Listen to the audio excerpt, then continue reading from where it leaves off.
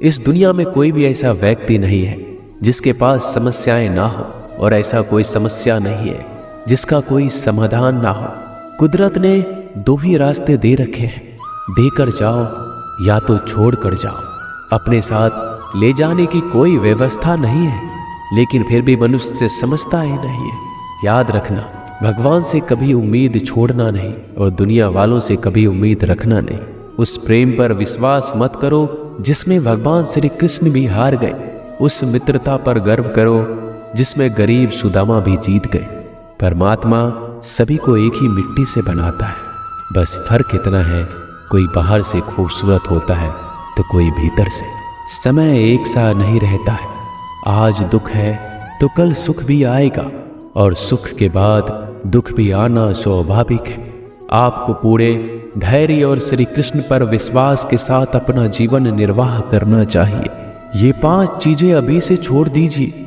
दूसरों को खुश करना, दूसरों से उम्मीद करना, अपने भूतकाल में जिंदगी जीना, अपने आप को किसी से कम आंकना और ज्यादा सोचना, तभी आप सबसे बेहतर जिंदगी जी पाएंगे। आजकल किसी के गुणों से ज्यादा रूप, रंग और कपड़ों को देखा जाता है, पर याद रखना, एक दिन रूप, रंग और कपड़े तो धोखे दे ही जाते हैं, पर जिसमें गुण है वह हमेशा साथ निभाएंगे। जो व्यक्ति किसी के चेहरे पर हंसी और जीवन में खुश लाने की क्षमता रखता है, ईश्वर उसके चेहरे पर कभी हंसी और जीवन में खुशी कम नहीं होने देते। जब धन कमाते हैं तो घर में चीजें आती हैं, लेकिन जब किसी का आशीर्वाद कमाते हैं तो धन के साथ खुशी, सेहत और प्यार भी आता है। धन से ही नहीं, मन से अमीर बने, क्योंकि मंदिरों में स्वर्ण कलश भले लगे हो, लेकिन नतमस्तक पत्थर की सीढ़ियों पर ही होना पड़ता है। गीता में लिखा है, यदि कोई आपको अच्छा लगता है तो अच्छा वो नहीं, अच्छे आप हैं, क्योंकि उसमें सच्चाई देखने वाली नजर आपके पास। अपनी पीड़ा के लिए संसार को दोष मत दो, अपने मन को समझाओ। तुम्हारे मन का परिवर्तन ही तुम्हारे दुखों का अंत है। सोच और नीयत अच्छी रखिए, फिर आपके कष्ट प्रभु स्वयं दूर कर देंगे। लोग अपने शरीर को सुंदर बनाने में लगे रहते हैं, पर आत्मा की सुंदरता शरीर की सुंदरता से कहीं ज्यादा महत्वपूर्ण है। शरीर तो नश्वर है, मिट्टी ही तो है और मिट्टी में ही मिल जाता है, पर आत्मा अमर है, इसलिए आत्मा की सुंदरता पर ध्यान दो। बहुत विनम्रता चाहिए रिश्तों को निभाने के लिए। छल कपट से तो सिर्फ महाभारत रची जाती है। इंसान की सोच ही उसकी सबसे बड़ी पहचान है, वरना दुनिया में एक नाम के कई इंसान हैं। उस इंसान का मंजिल से भटकना तय है जिसकी संगत में नकारात्मक लोग रहते हैं। भरोसा जीता जाता है, मांगा नहीं जाता। ये वो दौलत है जिसे पाया जाता है, कमाया नहीं जाता। अगर कोई मनुष्य हमारे साथ बुरा कर रहा है तो उसे करने दो, यह उसका कर्म है और समय उसके कर्म का फल उसे जरूर देगा। लेकिन हमें कभी भी किसी के साथ बुरा नहीं करना चाहिए, क्योंकि यही हमारा धर्म है। अगर आपकी समस्या एक जहाज की तरह बड़ी है तो भूले नहीं कि प्रभु की कृपा सागर जितनी विशाल है। अहंकार में धन, वैभव और वंश तीनों चले जाएंगे।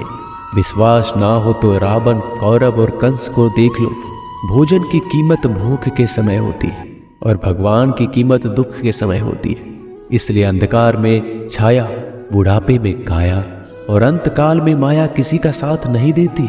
श्री कृष्ण कहते हैं, क्षमा दुनिया का बहुत ही कीमती शब्द है, लेकिन इस क्षमा का कब कैसे इस्तेमाल करना है ये बहुत ही आवश्यक है।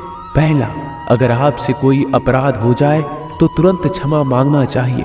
अगर आप क्षमा नहीं मांगेंगे तो इसमें आपकी ही हानि है, क्योंकि क्षमा न मांगने से मन के अंदर अहंकार जागता है और अहंकार तो हमारी हानि ही करता है। दूसरा, अगर कोई अपराध करे तो आपसे क्षमा भी ना मांगे तो उसे क्षमा मत करिए, क्योंकि क्षमा अत्यंत अनमोल है और बिन मांगे किसी को क्षमा देना आवश्यक नहीं।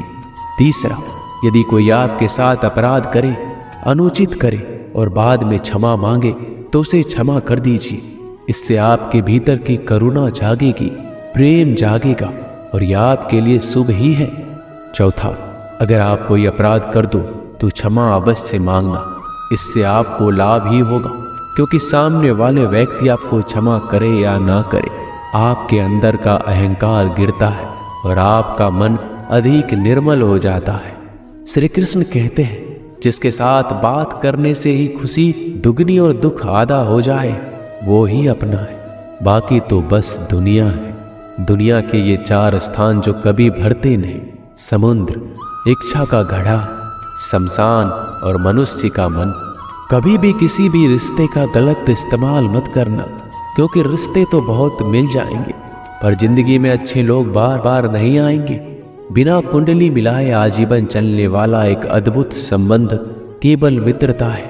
यदि हमारी नीयत अच्छी और मकसद सही है तो किसी ना किसी रूप में ऊपर वाला भी हमारी मदद करता है। जब हम प्रार्थना करते हैं तो ईश्वर हमारे कहने से ज़्यादा सुनता है। जितना हम पूछते हैं उससे ज़्यादा जवाब देता है। जितना हम कल्पना करते हैं उससे ज़्यादा अपने समय में और अपने तरीके से देता है। समय का चक्र बहुत तेज चलता है, इसलिए ना तो बल का अहंकार करें ना ही अपने धन का। जीवन में वाणी को संयम ही रखना अनिवार्य है, क्योंकि वाणी से दिए हुए घाव कभी भरे नहीं जा सकते। जीवन में कभी मौका मिले तो किसी के लिए सारथी बनना, स्वार्थी नहीं। जैसे पानी को अगर दूध में मिलाया जाए तो वह दूध की तरह हो जाता है, यदि वही पानी अगर कीचड़ में मिलाया जाए तो कीचड़ बन जाएगा। ठीक ऐसा ही मनुष्य के जीवन में भी होता है। यदि एक गुणहीन व्यक्ति गुणवानों के संगत में बैठे तो उसे भी गुणवान समझ लिया जाता है और सम्मान का पात्र समझा जाता है। यदि एक गुणवान व्यक्ति गुणहीन व्यक्ति की संगत में बैठता है तो उसे तिरस्कार मिलता है। इसलिए अपने जीवन में संगति सोच समझकर सावधानी से बनाएं। जो मेहनत करने के बाद भी सपने पूरे नहीं होते तो रास्ते बदलिए, सिद्धांत नहीं, क्योंकि पेड़ भी हमेशा पत्ते बदलता है, जड़ नहीं। गीता में साफ शब्दों में लिखा है, निराश मत होना, कमजोर तेरा वक्त है तू नहीं। जीवन में कितना भी बुरा समय आए लेकिन हमेशा परिवार के साथ रहे, क्योंकि सुख आएगा तो बढ़ेगा और दुख आएगा तो बटेगा।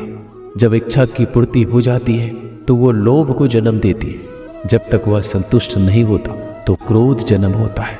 काम, लोभ और क्रोध तीनों के प्रभाव में आकर मनुष्य पाप करता है। बोलना तो सभी जानते हैं, लेकिन कब और क्या बोलना है ये बहुत कम लोग जानते हैं। जो केवल अपना भला चाहता है वह दुर्योधन है, जो अपनों का भला चाहता है वह युधिष्ठिर, जो सबका भला चाहता है वह श्री कृष्ण है।